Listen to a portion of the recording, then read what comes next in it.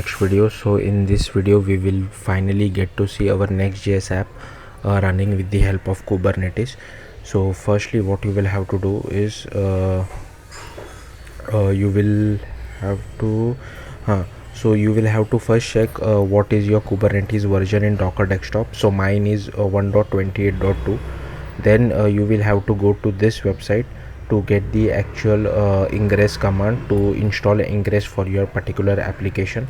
So go over here, and inside this you will have, if I'm not sure what this helm is, I don't have this, so I'm using this command. So you can literally copy paste this command and paste it inside your project, like inside the terminal, cd to your project and paste it.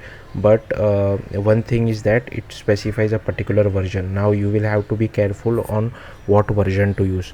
Now to check what version to use, it depends on your Kubernetes version of Docker desktop. So given that I have 128, I am using version 1.9.4. so the command will for me would look something like this.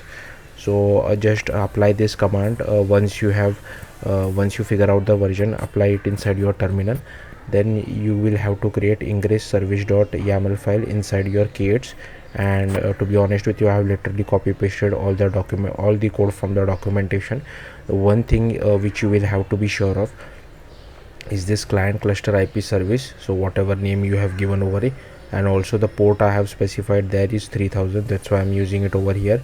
And for your Node.js, if you have given this /API path, then only add this implementation then only add this /API path, otherwise don't add it. And here you can see I am referring to our cluster IP service, server cluster IP service, which is on port 3001. Now unfortunately I couldn't get the Node.js app running, but thankfully I have the Next.js app running.